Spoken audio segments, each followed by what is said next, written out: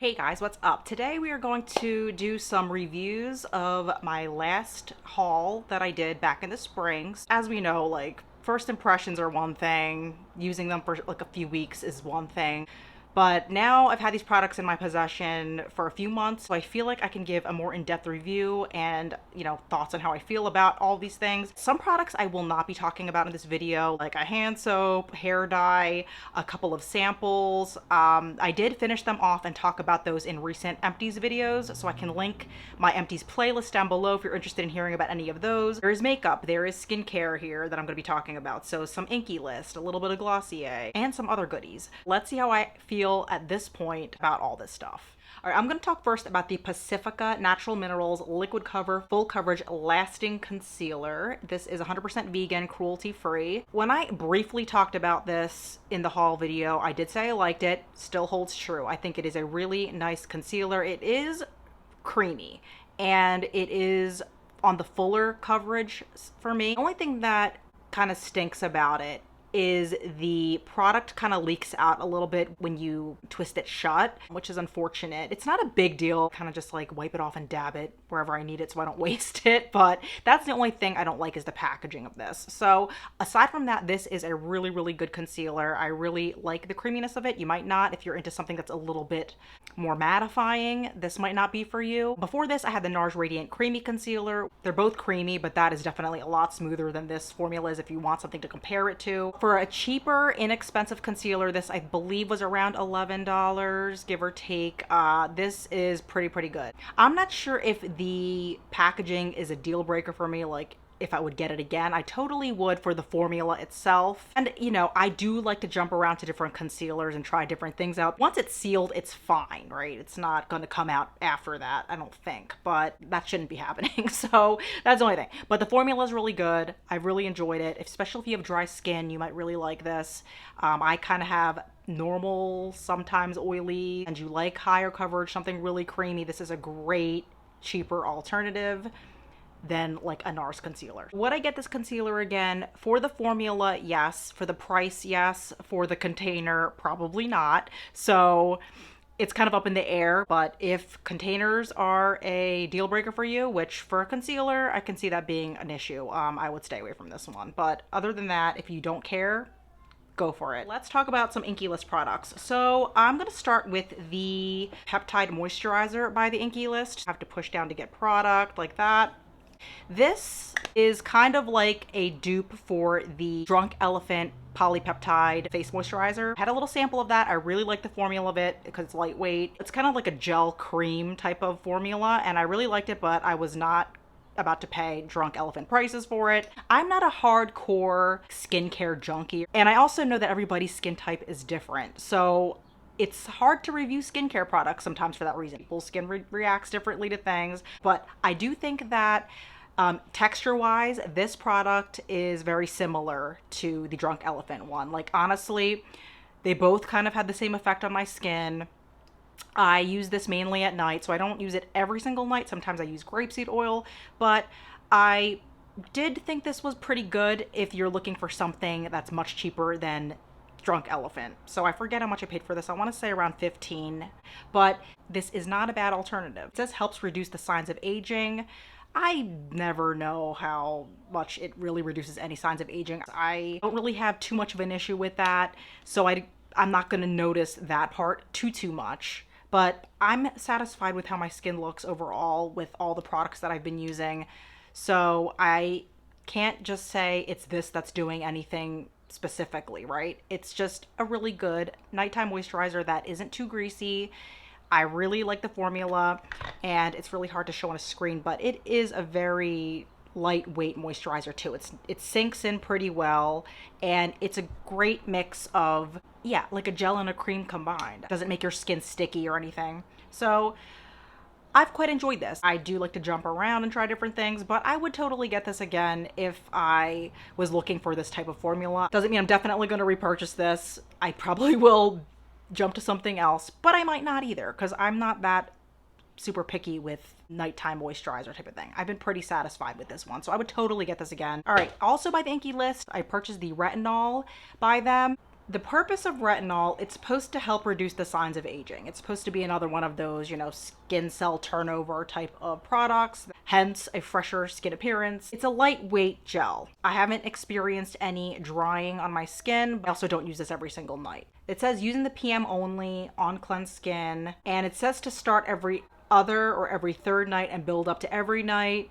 Haven't even followed that. I just don't always use it every single night. Now, my skin on my chin, I have experienced a lot of clogged pores. June, I started breaking out, but then it has gotten a lot better since. I think it was getting worse because I was picking at it so much, right? Stopped picking at it so much. Did add this into the routine, so I do think this did help with that. After using this, I don't know if it's in my head, I did kind of experience a little bit of a purge of my skin. I don't know if that is actually what was happening or if it was just my skin doing what it would do anyway.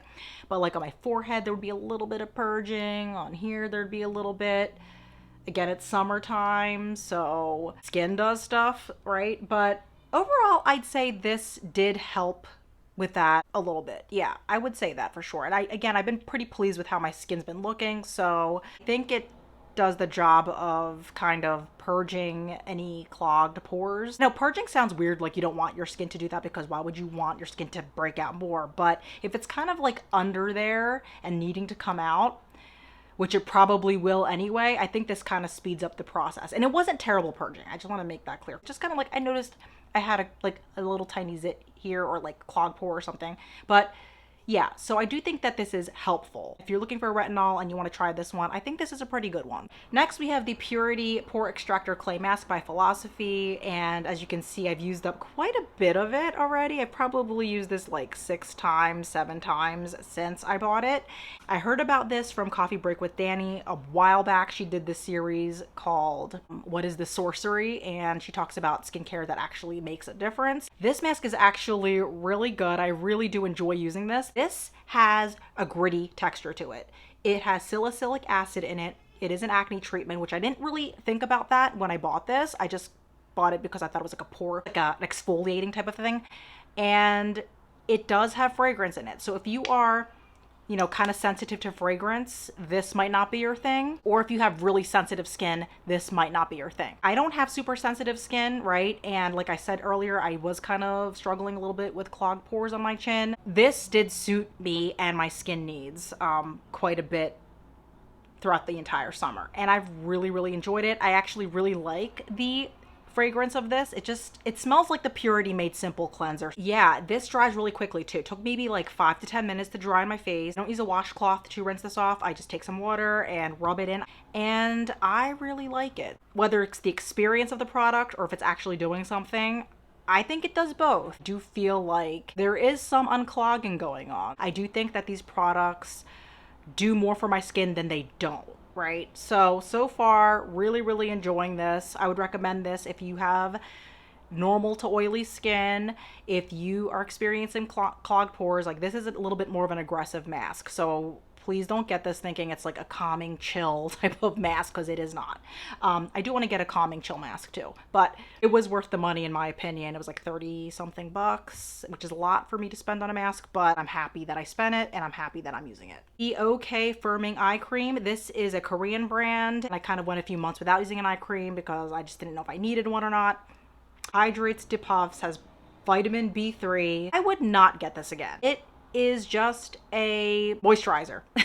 Honestly, it's a moisturizer in a pink, cute, small tube. The one thing I can say is that having a pink, small tube of eye cream does make me more aware of putting product under my eye. It makes me a little bit more focused on doing that.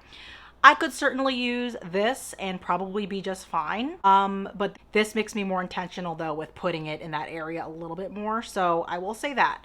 But it is just an average eye cream that has fragrance in it. Little perfumey for me. So I am going to probably splurge and get the Kiehl's one, probably the next VIB sale or something. I think texture is more of my issue. So if you even want to call it an issue, but I'm going to use skincare that targets that more specifically and will actually work for that. This is not that product. This is just your very average eye cream. So not a repurchase for me at all. I'm done with the fragrance of it. We'll finish it up. It's not just sitting there. I am using it, but not a repurchase. All right, let's talk about makeup now because I find that to be a little bit more interesting. The Essence Hello Good Stuff mascara. This is the volume mascara with Caring coconut oil, and here is the wand. My first review of this, brief review in the haul video, was that I really liked it, and I'd only used it for a couple of days or weeks or something like that. So now that I've used this for a couple of months now, I can say that I do really like this, but it is a drier formula. So when it starts off kind of dry, it's not like a gloppy mess, right? Which is good. We like that. If it starts out kind of dry, it's going to dry out that much faster as you use it, right? So I did notice that was happening here. I still like it and I still use it. But yeah, it has dried down a little bit more over time and quickly because it started out dry. But I will say I started using this as a topper mascara. I mean, I still use this by itself, right? But I would even use this over any mascara, and I found that it actually added a lot more length when I did it that way. So I'm definitely still using this and enjoying it. I'm just saying it does get dry pretty quickly. So keep that in mind. It's very inexpensive. I actually might consider getting it again or try another one in the Essence line because it wasn't bad. It's not 100% dry yet. I can still use it. It's not like a super wet formula. That's just what's going to happen. But I have enjoyed it. So I wouldn't be opposed to getting this again.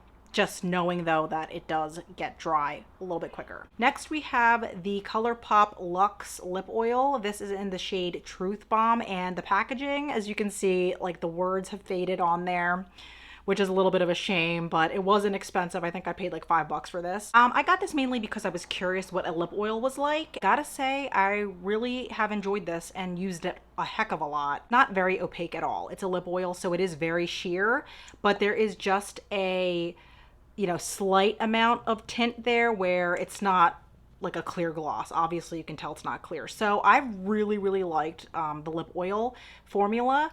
I don't know how all lip oils work or if they're all the same, but this one I gotta say is really easy to use, and it's not thick. It goes with everything. I like wearing it on a casual day, especially in the summertime. It's like perfect. So I've been using this a heck of a lot, and I really am glad I picked it up. For having had this for as short of amount of time as I have, the amount of use that I'm getting out of this kind of just shows me just how much I like it. Usually by the time I finish a lip product or anything, I'm kind of ready to try something else. But if I were to lose this, I think I would replace it. So I like the texture of it.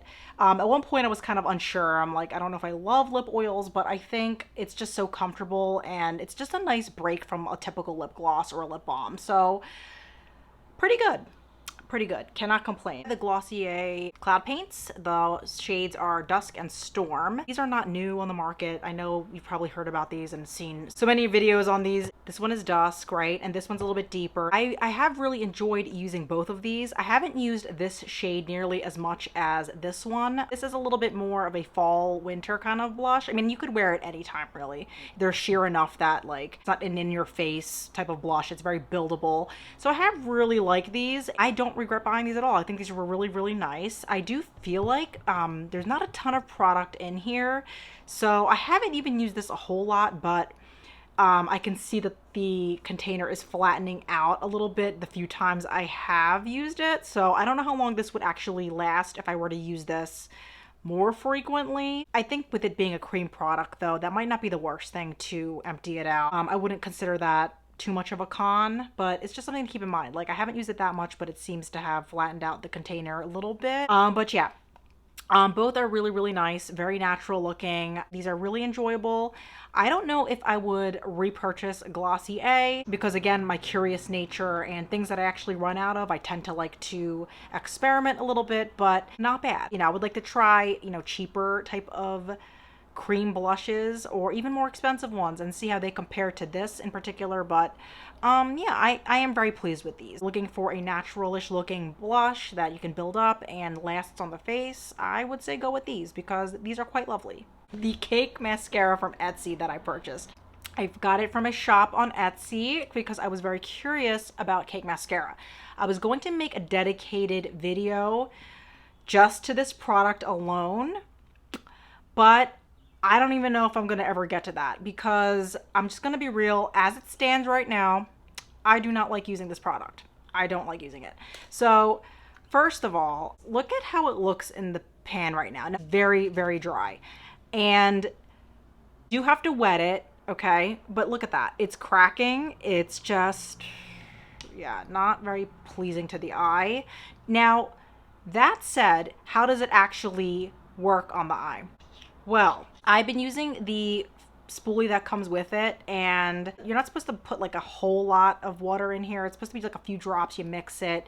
At best, it does add something to your lashes, but I feel like it's not worth the time and energy for the results that you get. There's a reason, guys, why these fell out of favor. And if you want simple, natural lashes, I would rather just get the Maybelline Great Lash over this. This, you have to really have time to like wet it and apply it. And I don't like this spoolie for that at all. My plan was to empty out one of my other mascaras and use the spoolie off the other mascara. Maybe that would make a difference. And I do plan on doing that still. But yeah, as it stands though, this is gonna be a no for me. I don't enjoy this at all. It flakes, it crumbles, it's a mess. So you have to kind of learn how to use it in a way, which I kind of got down the splattering part. It's a lot messier than you think in the beginning, and you kind of have to know how to use it. So it's a lot more high maintenance than it's worth, I think. I was trying to get the Besame one, but I didn't want to spend the money. Here's the thing. I still am interested though in using the Besame one, because I think the formulas are different. It's still the same concept, so you're still gonna have to wet the brush, probably a little bit more of a learning curve. I don't know. I just think that I would have better luck with that than this. It is more expensive. The Besame one just seems like it'll be a little bit more effective than this. That might be a lie. I'm not sure, but I still feel like I want to give the Besame one a shot. But as this stands right now, using this spoolie and this product and having tried it, you know, with different amounts of water, I think this product was a fail. The Besame one does not look like it dries down to this. Look at it, it's crumbling already, this crumbly dry mess. It looks like it retains its structure a little bit better. So I feel like that would be a little bit more promising.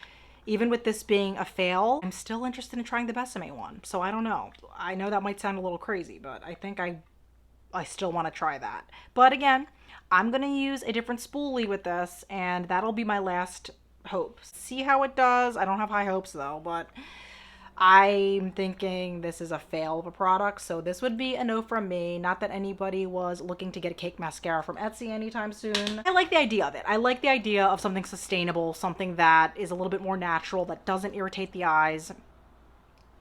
That one just ain't it. So talk about the Tresemme shampoo, which I could easily talk about this in an empties video, but I'm just going to mention it real quick. This is the Keratin Smooth Color Sulfate-Free Anti-Fade Shampoo. I do get sulfate-free shampoos because I do dye my hair, and that is kind of important when it comes to retaining the dye in your hair. I like sulfate-free shampoos in general because it's a lot gentler on your hair than like a normal shampoo, I guess. So I do tend to look for that.